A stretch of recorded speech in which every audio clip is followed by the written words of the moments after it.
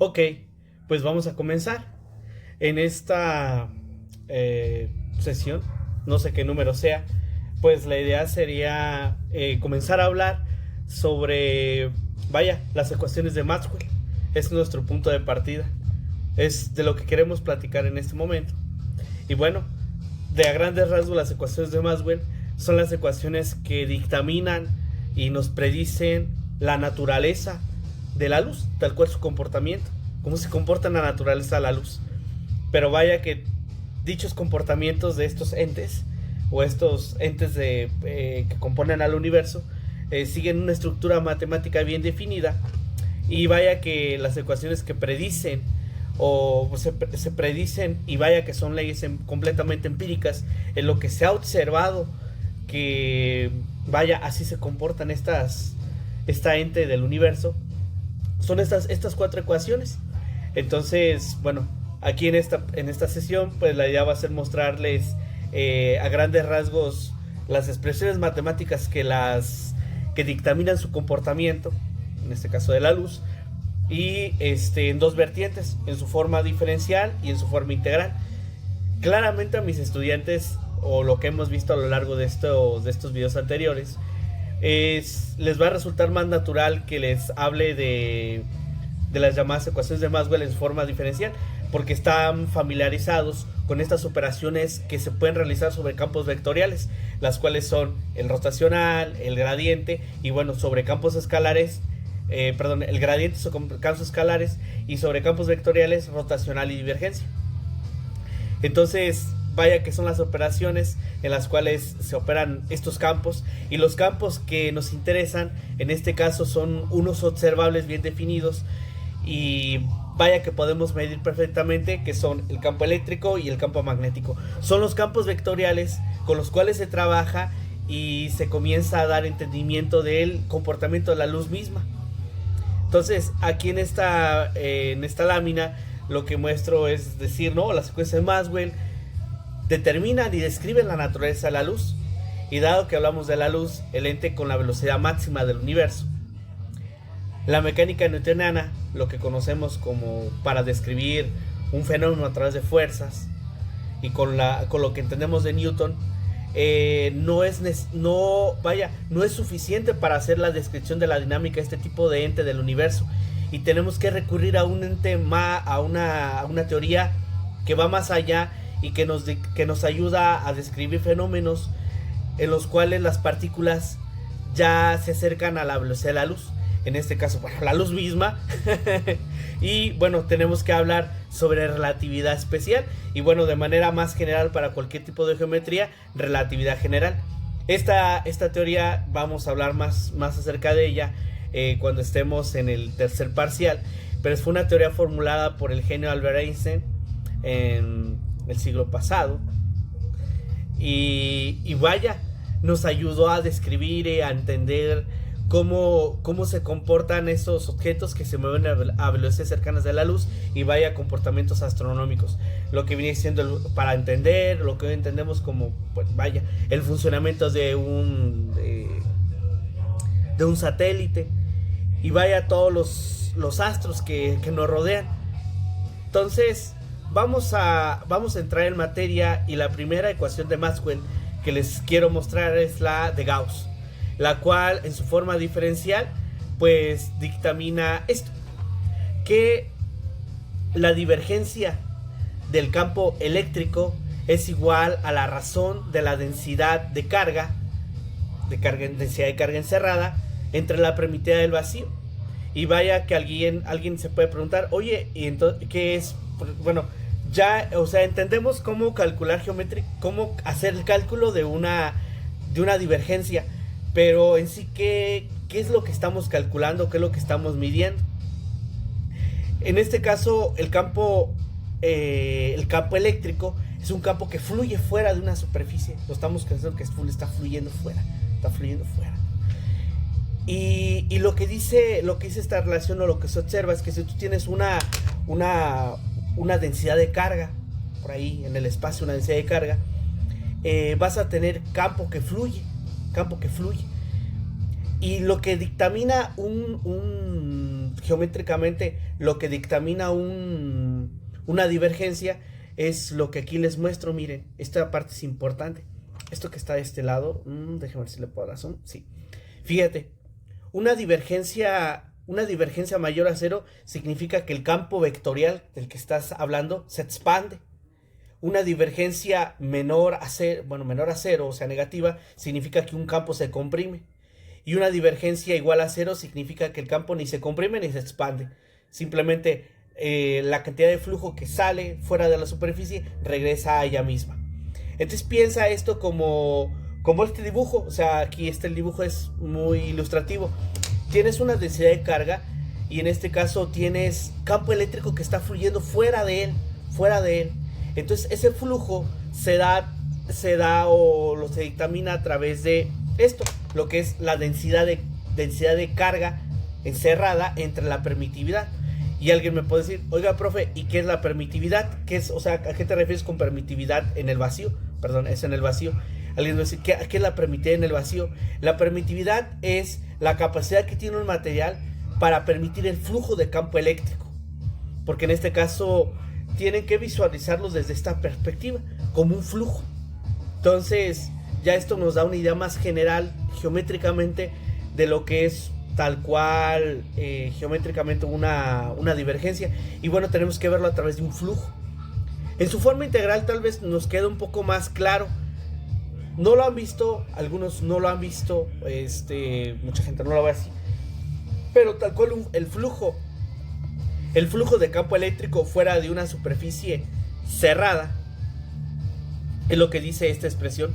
Se suma, la doble integral simplemente dice que hacemos una suma en una área encerrada, una superficie encerrada, y lo que estamos midiendo es cuánto flujo de campo eléctrico tenemos en una superficie cerrada. Y entonces ese flujo empíricamente se ha observado que es igual a la carga encerrada entre la permitida y el vacío. En otras palabras, lo que dice la ley de Gauss en su forma integral es que las líneas de flujo de campo eléctrico que atraviesan de manera efectiva una superficie cerrada es igual a la razón que existe entre la carga encerrada y la permitividad en el vacío. Es lo que se ha observado de manera empírica. Vaya, lo que se observa de manera empírica. Y vaya, podemos tenerlo desde dos perspectivas: en su forma integral, como un flujo, o en su forma diferencial, viéndolos desde la perspectiva de una divergencia. Y bueno, recuerden, ¿no? Esta parte es importante. Recordar que una divergencia mayor a cero significa que un campo se expande. Una divergencia menor a cero significa que se comprime. Y una divergencia igual a cero significa que el campo ni se comprime ni se expande. Pero lo que se ha observado de manera empírica es que cuando tú tienes una densidad de carga, el campo siempre fluye fuera de la superficie. Y ese flujo se da, es igual a la carga encerrada sobre la permitividad en el vacío. Y vaya que la permitividad, pues recuerda tú que es la capacidad que tiene un material de permitir el flujo de campo eléctrico. Y cuando hablamos de permitividad en el vacío, nos referimos a la capacidad que tiene, el vacío de que fluctúe campo eléctrico sobre él. Viéndolo como desde la perspectiva en la cual, como que es más general, ¿no? Más general. Ya si queremos hablar de un material particular, pues ya tendríamos que hablar de una permitividad para un material en particular. La segunda ecuación de Maxwell es la ley de Gauss para los campos magnéticos, o la de ausencia de monopolos magnéticos. Lo que nos dice esto es que se ha observado en la naturaleza que un campo magnético, por ejemplo el de la Tierra, es igual a cero. Geométricamente, ¿qué significa eso? Volteemos a ver lo que dice acá arriba. Vean, miren, cuando tú tienes una divergencia de un campo que es igual a cero, significa que el campo ni se comprime ni se expande. Viéndolos desde la perspectiva geométrica, lo que significa esto es que las líneas de flujo que las líneas de flujo que salen fuera de una superficie son las mismas que entran. Y eso, por ejemplo, se observa en la Tierra, en el campo magnético que es producto de la Tierra. Las líneas del flujo que salen del polo norte regresan al polo sur. Entonces ese flujo es igual a cero. Bueno, desde el punto de vista diferencial significa que el campo ni se expande ni se comprime. Es lo que podemos decir desde el punto de vista diferencial. Desde el punto de vista integral es más interesante, y vaya que creo que queda más claro desde el punto de vista físico, porque lo que está midiendo o lo que nos dictamina la ley de ausencia de monopolos magnéticos es que el flujo de campo magnético en una superficie cerrada es igual a cero. ¿Qué significa eso? Que las líneas de flujo de un campo magnético que atraviesan de manera efectiva una superficie cerrada es igual a cero, dado que las mismas cantidad de líneas que salen son las mismas líneas que entran. Y eso lo pueden ver por ejemplo en el caso del campo magnético de la Tierra. Entonces, desde el punto de vista diferencial significaría que el campo ni se comprime, ni se expande, ni se comprime. Desde el punto de vista integral significaría que el flujo magnético el flujo magnético en una superficie cerrada de campo magnético es igual a cero. Ese flujo es igual a cero, porque las líneas que salen son las mismas que vuelven a entrar a la superficie. Y cuando se hace la doble sumatoria, que en este caso es la integral, se hace una doble sumatoria porque ya es en un área. Si fuera sobre una línea, pues ya sería solamente una integral sencilla, pero es como en un área, es en un área. Entonces se tiene que hacer una doble sumatoria sobre las dos dimensiones, en X y en Y, ¿no? Entonces podemos decir de manera general eso. En términos geométricos, la divergencia de un campo vectorial es igual a cero. Esto empata justamente con la idea de que el campo ni se comprime ni se expande. Donde ves el campo magnético. Son los dos campos vectoriales con los que se trabaja en física. La otra ley importante es la de inducción de Faraday, que en su forma diferencial lo que nos quiere decir es que hacer una variación temporal de campo magnético produce un rotacional de campo eléctrico. Fíjate, el dibujo, observa este dibujo. Tienes un imán, ahí te estoy señalando un imán. Entonces, el imán es este tubito. Y lo que está diciendo es que si tú haces una variación de campo, fíjate, si tú haces una variación de campo magnético, o sea que haya una variación de campo magnético, lo que va a generar es que si tú tienes aquí tienes campo magnético aquí, y si haces una variación de él, vas a generar un rotacional. El rotacional de manera geométrica es justamente eso, un campo que rota. La misma palabra lo dice, algo que rota, un campo que rota. En este caso, si tú tienes flujo, aquí en este caso sobre este material, sobre este imán, flujo de campo magnético, y haces una variación, vas a tener un campo, un rotacional de campo eléctrico alrededor de este imán. Geométricamente es eso. Desde el punto de vista en su forma integral, lo que nos dice es que, esta expresión, lo que nos dice es que la tasa de cambio de flujo de campo magnético a través de una superficie S es igual a la circulación de campo eléctrico a lo largo del contorno C. Así. Entonces, esta ley de inducción de Faraday es el principio físico. Permítanme mover esto para acá, creo que no puedo, para que se vea. Un segundo. Creo que así. Es que luego no se ve. Este principio físico, que es el de Faraday, es el principio base para la generación de luz en una planta eléctrica, o en una planta hidroeléctrica, geotérmica, termoeléctrica, nuclear, eólicas. A base de este principio es que se produce la electricidad. Es el principio básico de la producción de la electricidad. Y su funcionamiento es a través de una turbina y con unos imanes gigantescos. En las plantas eléctricas, a base de este principio, es por el cual somos capaces de producir electricidad. Hacemos una variación de campo magnético, unas turbinas, justamente. Usted mete un alambre, en este caso se pone un rotor, un rotor que entra y sale alrededor de unos imanes, y eso justamente genera una variación de campo magnético. Cuando esto sucede, se genera un rotacional de campo eléctrico, y es justamente lo que da pauta a la producción de la electricidad. Justamente este principio es el que da pauta a través de la electricidad. Ahorita voy a hacer hincapié en un punto importante que habría que mencionar aquí, sobre que esto es una ecuación vectorial. Fíjense que esto es un vector y esto también es un vector. Si aquí no hubiera, por ejemplo, una de estas no tuviera el indicador de flecha de que es un vector, bueno, eso estaría completamente erróneo. Tenemos que tener cuidado en la notación, decir que si, bueno, aquí tenemos un vector, claramente un rotacional se le aplica a un campo vectorial a un vector. Y entonces del otro lado necesariamente tiene que haber un vector para que esta igualdad tenga sentido. No puedo igualar un vector a un escalar, o un campo vectorial a un campo escalar, no se puede igualar. Necesariamente tengo que hacer una igualación. Si voy a tener una ecuación, necesito tener un vector aquí o un campo vectorial, y acá necesito tener otro campo vectorial. Sería coherente hacer una igualación entre dos campos vectoriales. Y si se fijan las otras que hemos mencionado, nuevamente, esta por ejemplo, esta es una ecuación escalar, porque esto de aquí es una escalar. Recuerden ustedes que la divergencia de un campo vectorial produce un escalar. Esto es un escalar y perfectamente lo puedo igualar a otro escalar. En este caso este es un escalar constante. Esta será la ecuación de Gauss. Esta es la ecuación de...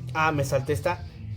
La de ausencia de monopolos magnéticos, o la ley de Gauss para los campos magnéticos. Esto de aquí, la divergencia de un campo magnético, también es un escalar. Recuerden ustedes que cuando ustedes calculan la divergencia de un campo magnético, de un campo vectorial, es un escalar, y coincide con que del otro lado también tengamos un escalar. Ese escalar puede ser una constante, y dentro de las constantes está el cero. Entonces la ley de Gauss tal cual para el campo eléctrico y la ley de Gauss para el campo magnético, ambas son ecuaciones escalares.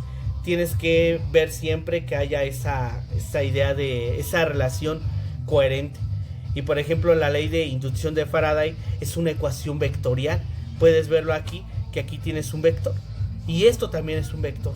O bueno, de manera más general, como estamos hablando de campos vectoriales, aquí tienes un campo vectorial y este también es un campo vectorial.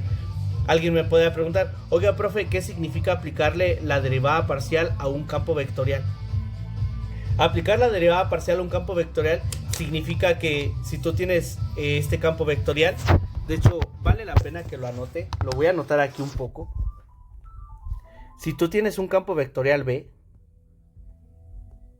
que tiene componente Bx, By, dejen bajarle el grosor a la letra, Bz, y tú le calculas la parcial respecto de t al vector b, significa que este operador parcial temporal, significa que opera parcialmente a cada una de las componentes.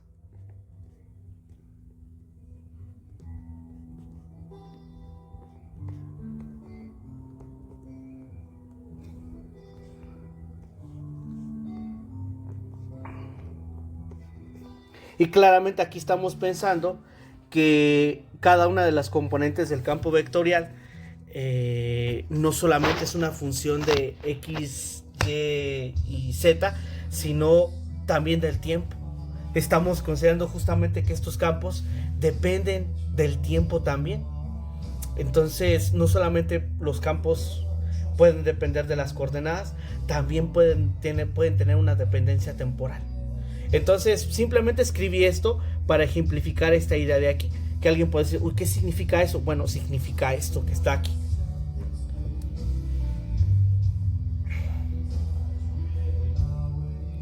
Y vámonos con la última. Sí. La ley de Ampère. La ley de Ampère también es una ecuación, en su forma diferencial, es una ecuación vectorial, porque esto es un vector. Esta parte de aquí es un vector y esta parte de aquí es un vector. Fíjense que aquí la J tiene vector. Es importante la parte del vector. Entonces puedo sumar perfectamente un campo vectorial con otro campo vectorial y obtener un campo vectorial, ¿no? La suma de un campo vectorial más otro campo vectorial nos da como resultado otro campo vectorial. Y puedo decir perfectamente que este campo vectorial lo puedo igualar a otro campo vectorial. Entonces esta relación tiene sentido.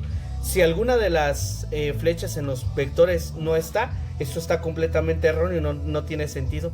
La parte de tener cuidado con la simbología vectorial es muy importante. Entonces, ¿qué es lo que nos dice la ecuación de Ampère con corrientes de desplazamiento? Lo que nos dice es que un rotacional de campo magnético es igual a una variación temporal de campo eléctrico más una densidad de corriente, o una corriente de desplazamiento se le llama, una corriente de desplazamiento. En términos físicos, así como lectura de esta expresión, sería una variación temporal de campo eléctrico, también llamada corriente de desplazamiento, y una densidad de corriente, la densidad de corriente produce un rotacional de campo magnético, que es lo que les decía, que es lo que hice aquí, ¿no? Aquí tienes una variación de campo eléctrico y tienes una densidad de corriente. Sumados producen, o si alguno de ellos, si este no está, no importa, pero con que esté va a producir un rotacional de campo magnético. Entonces lo que nos dice aquí es que tú tienes un material conductor, tienes que ver esto con un material conductor, y tienes una densidad de corriente ahí, de corrientes de cargas desplazándose. Entonces, si tú realizas una variación de estas, una variación de campo eléctrico, y al hacer una variación de campo eléctrico, pues vas a tener por aquí densidad de corriente, vas a producir alrededor de este material conductor un campo magnético rotatorio alrededor del material conductor.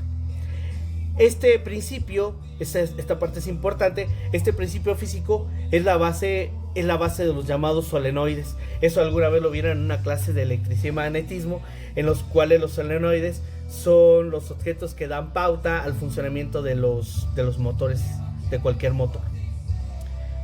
En su forma integral, lo que nos dice esta expresión, esta sería como la forma integral, y la podemos ver desde acá. Lo que dice esta forma integral es que la tasa de cambio de flujo eléctrico y una corriente neta a través de una superficie S es igual a la circulación de campo eléctrico a lo largo de C. A lo mejor resultaría un poco más, a veces es más conveniente la explicación a través de la forma diferencial, y a veces nos queda más claro en su forma integral. Aquí depende de la gente cómo se acomode para entenderlas. Solamente que en la forma integral pues nos da pauta a hablar de flujos. Y aquí puede decir, oye profe, que hay una simbología de unas μ's. Hay unas μ's por ahí que aparecen, y esa parte es importante. La μ, que es en realidad la permeabilidad, y la permeabilidad es la capacidad que tiene un material para permitir el flujo de campo eléctrico. Si tú tienes un material, cualquier material, así como los materiales tienen una capacidad para permitir el flujo de campo eléctrico, también a su vez tienen una capacidad para permitir el flujo de campo magnético. Y en este caso, esa capacidad que permite, esa capacidad que tiene un material para permitir el flujo de campo magnético, vaya que lo repita tantas veces, se le llama permeabilidad. Y son dos cosas que hay que tener muy claras: la permitividad y la permeabilidad. Y creo que hasta aquí le vamos a dejar. Con esto es suficiente. Y nos estaremos viendo en la próxima.